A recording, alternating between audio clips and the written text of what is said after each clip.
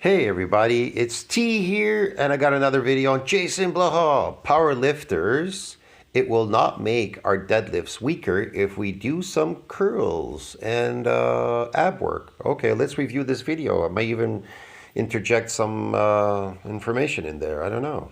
Hey everybody, it's Jason Blaha here, and today I want to chat with you guys about something. I'm going to say it a little bit tongue-in-cheek, but it's something that I think a lot of strength athletes need to hear. All right, powerlifters, strongmen, guys, listen up. If you train your arms and you do some abs, I promise you it's not going to make your squat and deadlift get weaker, okay? And I know that's a lot for guys to take on, because if you train your arms and what? It will make you weaker. It won't make you weaker. I don't understand. Make you worse at lifting a weight weaker or physically weaker? Like, I don't understand exactly. Old people are weak, yet they could still lift their shopping into the car and lift stuff up, move stuff around. But they can't run down the street because they lack power. Yeah, I don't know, man. What is exactly? Okay, I'm gonna interject in a second. Let's just watch more of this. there's that correlation in their mind, right? There's a correlation in their mind that, I don't know, the guys who spend all the time on their arms sure are weak, right? Because you see it, you see all those guys in the gym all the time doing nothing but curls, and they can't squat or deadlift anything most of the time. I get it, man, I get it. I get your fears. There's that correlation, right? It's scary how many people think stretching is just about holding a position for about 30 seconds or doing some leg swing. Right? But just like we can joke and tell the guys chasing aesthetic. Whoa, he's really using a filter there, you could tell. That, hey, if you guys do heavy deadlifts, it won't make you fat. Right? Oh, listen, people who bodybuild, they incorporate deadlifts. I've seen them. They incorporate deadlifting, rowing. They incorporate bench press. The only difference between bodybuilding and this so-called fake powerlifting is they took the big four movements out of bodybuilding, and that's all they're focused on. You understand me?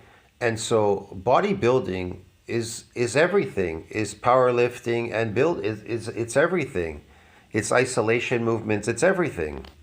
It really is isolated. You could say there's isolation movements for small body parts and then big body parts. They do squat, they do bench press, they do overhead press.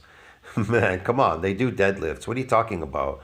Bodybuilding is much more superior than powerlifting. So he's telling you if we do these small movements, they'll make us weak. He's making this shit up, bro. This is insane. Look, everybody could be super strong like powerlifters if they understood the mechanics behind it, and I'll show it to you. So first you need to know what is giving you that force production. So you may not know, so you need to find out through other people, or you look for the information online. And then you may come across an article like this in PubMed, where it says, myocytic androgen receptor controls that strength, but not the mass of the limb muscles. What do they mean by that myocytic androgen receptor controls the strength? And how did they find that out? Well, they did a test.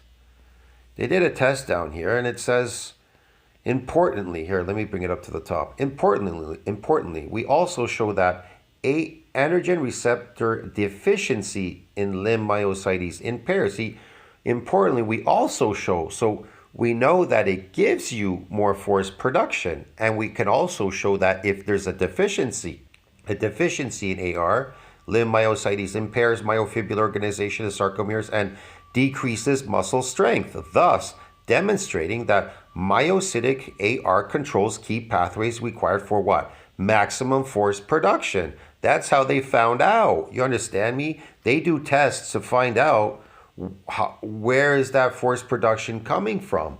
Okay, so the question is, you want to know how to get more of these androgen receptors. So they're more focused on the big four. They're just focused on the big four, okay?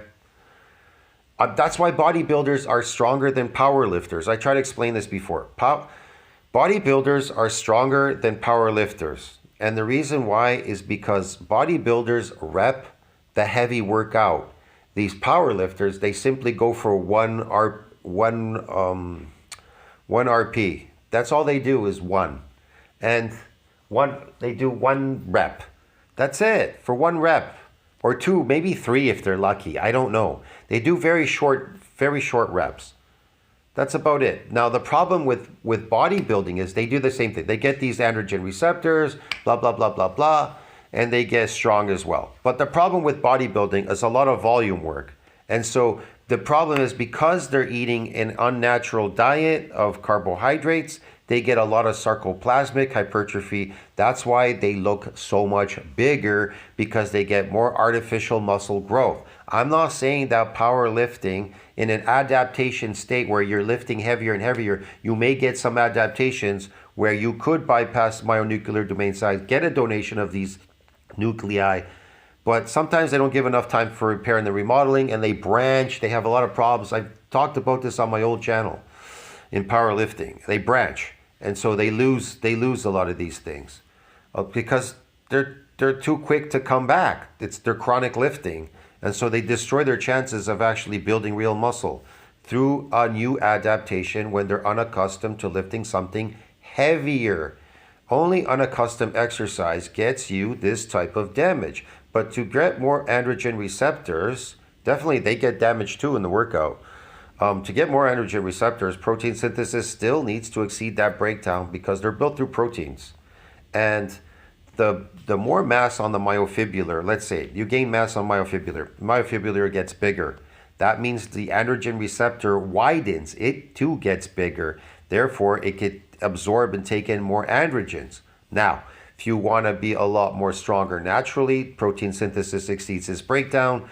You shut off the catabolic hormone. The catabolic hormone converts to an androgen, so it doesn't have to compete with the myocytic androgen receptor, giving you more force production. You are in an anabolic growth state now. See what I mean? As technically as a coach, you should be knowing all these things. And that's what controls the mass of the limb muscles. It ain't that. It's protein synthesis and these myonuclei, satellite cells. They control that. Well, and look, I can prove to you other things here as well. I don't want to go forever on this, man.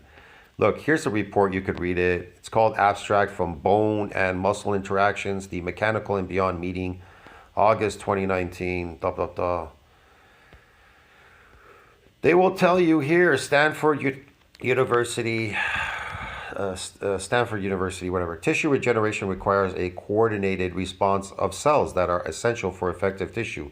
And this is the scientific way. I'm not talking about crazy stuff, Jim Bro science. Cells essential for effective tissue repair after, listen to what they say, tissue repair after injury. You getting injured in there? In skeletal muscle, the cellular constituents of the regenerative response includes the initial immune cells that infiltrate the area of what? Injury, followed by an expansion not only of the key muscle stem cells, MUSCs, that are essential for muscle regeneration, but also of a diverse population of cells that contribute to effective regeneration. These include endothelial cells necessary for restoration of the tissue, and so forth and so on, mesochemical cells. I'm not going to go through the whole thing, man. I'm telling you that for a person that wants to, responses to tissue regeneration, for a person that wants to use lifting for regeneration, it's not powerlifting, or it's not chronic powerlifting or chronic bodybuilding or anything chronic that you want to do in a gym. You understand me? If you want to increase these satellite cells and these to use them to your benefit in lifting, yes, it has to be periodic. It can't be chronic. That once you get them, once you create them, you can come in chronically now lifting when you feel now secure in yourself that, okay, I have enough here, enough of these nuclei, I have enough of everything now, this regeneration and everything, and I think I want to come in and be a beast. You understand me? But a lot of people don't do that. That's why they never reach their full potential. That's why you hear people say, well, I got these newbie gains. Okay, you got these newbie gains. How did you get them? You were unaccustomed. When you came in, you were unaccustomed. Why did your body give you these gains? What was it that gave you these gains? Well, you got these injuries and they had to fill up. Like it said there, they had to regenerate. Okay, why aren't you getting these? Why aren't you getting this anymore? Why aren't you getting it? Because you stayed there. You didn't come back again. Like you weren't unaccustomed to it. You understand me? That's why I say in some powerlifting, they're lifting heavier and heavier weight. They're trying to move to another. They're graduating to another level. Get it? So they're doing something they're unaccustomed to. They may get these injuries. But the problem is because they chronically lift, they never give it a chance to repair and remodel because they keep coming back hitting it. They never gave a chance to actually build their body big and strong. And so they're fucking it up, the process, and then they're never reaching their full potential. There you go. So yeah, it's a complicated subject to talk about. Would take hours. I'd have to do a whole thing on it, but whatever. Hey, if you guys do heavy deadlifts, it won't make you fat. Right? Because in their mind, if you do heavy deadlifts, it won't make you fat. Where the hell is he coming up with this crap? it seems like you tell them, hey, you should get your squat and deadlift up, and they're like, I don't want to get fat. I want to be fat. There's nothing about heavy squats and deadlifts that make you. I tried to explain to you. Powerlifting is a spin-off of bodybuilding. Why do you think he's bodybuilding? Look, he's doing flies for his shoulder, the small body parts. He's doing curls. He's doing all these small things. He's doing his calves and stuff. Come on. Because he's bodybuilding, bro. You understand me? Because it's incorporated in power. It's bodybuilding is powerlifting. The only small limbs are the forearms, the arms, the shoulders. Because other than that, there's the bench press, and then there's rows for your back. Well, that's not part of powerlifting. It's usually the OHP and squat, bench, and deadlift. But that is bodybuilding. And then there's the hamstrings and the quads, right? And then there's the calves. So they're not going to do that in powerlifting, are they? No. So that's bodybuilding because you want to hit every angle. That's the point. Hit every muscle group. It's eating like crap and eating just piles and piles of garbage that does that. Especially if you lift, guys. All right, so to the strength athletes. But the problem is them doing it chronically, even all these small body parts trying to hit them, they're not injuring them anymore. They're not injuring them because they're not injurable, because they're chronically lifting. And injuries don't happen all the time in muscles to get them to regenerate bigger and stronger. And again, you still need to eat a lot or you'll get an apoptosis. You'll lose muscle fibers if they get injured now in the gym. I told you, people misconstrued this DOMS as being something bad. And so they don't feed it. And then they lose muscle and they can't figure out why they're getting weaker. Yeah, now you're actually losing muscle fibers. To try to rebuild them is horrendous. I heard about this one time from one of the guys at Westside. He was doing a bunch of belt work. People say that hyperplasia doesn't exist. Well, there's a dehyperplasia as well. Dehypering, get it? You can actually lose muscle fibers if they're injured, and you don't give them a sufficient time to repair and remodel and food to do that. And curls, he's doing the small exercises. Some of the other lifters gave him a hard time. I could tell you right now, I'm pretty anabolic right now because my voice is kind of deep, okay? When I woke up this morning, it's really deeper. It's deeper now. I got to hit it again right now. I got to go eat a bunch of eggs like crazy right now really quick before I make some meat. And I have some bacon here as well. So I'm constantly eating, but it's a lot. It's a lot I'm eating to try to keep my nitrogen balance, even so I'm in an anabolic growth state. And it's still not enough, I find. I still find it's not enough. I need more. I got to eat more. Yeah. About it, and he goes, yeah, but at least I look like I lift. gave him a hard time about it. So here's the thing. It's guys, listen up. It's okay to actually look like you lift. Right? It's okay. Okay to look like you lift. Creating fake muscles? Sarcoplasmic. Yeah, okay. Hey, looking like you lift, doing a few curls, doing nice and strict if you need to. Imagine all these people buying these supplements and powders and everything. So I got to take creatine and build 5 pounds of like fake muscle when all you needed to do was buy a couple of bags, like a 50-pound bag of potatoes, and just wolf down that 50-pound bag of potatoes throughout the day, every day. And you'll notice you could gain, like within 3, 4, 5 weeks, you'll gain over 20, 25 pounds, 30 pounds of like fake muscles. Yeah, just more than what the creatine would have offered you. Yeah. So you don't tear anything. It's not going to make you weaker. Your deadlift is not going to go down because you did a few curls or some lateral raises. I promise you. All right? Your strength go down after doing a couple of curls. This is stupid. You guys do a little bit of ab training. I promise you it's not going to make your bench press get weaker because you did some abs. Oh my God. Again, bodybuilders are stronger than powerlifters. Back, it may help some of your lifts. Might help some of your lifts. It's okay.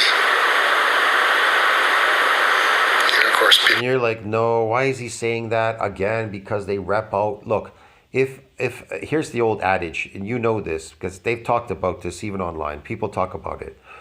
Let's say that you could bench press a bodybuilder. He benches for reps. He can bench 500 10 times. Well, that means what would be his 1 RP? What would be that 1 RP? Well, or 1 PR. Sorry, what would be that 1 PR? Well, what would be that 1 PR if he could do 500? Well, most likely he could do 700 for 1 PR. You understand me? But that is not his goal to show off and go, look at my PR. I could do 700 because I can rep out 500 10 times. See what I mean? This is what I'm talking about.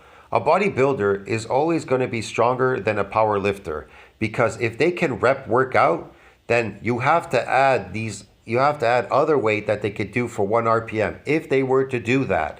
And bodybuilders are not into doing 1 PRs, a PR, I have to do a PR. But like I said, I've seen bodybuilders do like 700-pound deadlifts, 800, and they're repping it out, bro, 10 times. So that's the reason why that young guy now on the internet, I don't know if you've seen him, it's a white guy or whatever, blondie dude, whatever. He goes, look, I did 1,200-pound deadlift. Why? Because he can rep. He can fucking rep out like 800, 900 pounds 10 times or some shit. That's why he was able to do 1,200. He's a young kid. You'll probably seen him on YouTube here. He's got a channel. He's got some shorts all the time. Look, my 1,000-pound deadlift and blah, blah, blah. So yeah, that's what I'm trying to explain to you. Bodybuilding is much more superior because you're repping it out. Therefore, you're stronger if you're repping out the stuff. See what I mean? You see me here, you still see that loose skin. I'm someone who clearly has had their own weight loss journey. But here's the thing, people. I know I feel for Jason Blaha. He's in this perpetual hell. He's in his own weight loss journey because he was fat. He was overweight. And so that was probably the reason why he took up bodybuilding. I don't know. I felt I was kind of unhealthy when I was young because I was eating kind of unhealthy at some point as a teenager. I was eating unhealthy food. I felt kind of weak and stuff, doing weird things. But I started working in like hotel business and eating better food and stuff. So that kind of saved me. I remember my weight without even lifting or going to a gym was around 195. I was quite built, actually, and eating and working in a hotel, lifting heavy shit there all the time. Plates, trays, fucking a whole bunch of stuff. I had to lift heavy stuff and walk far with it all the time.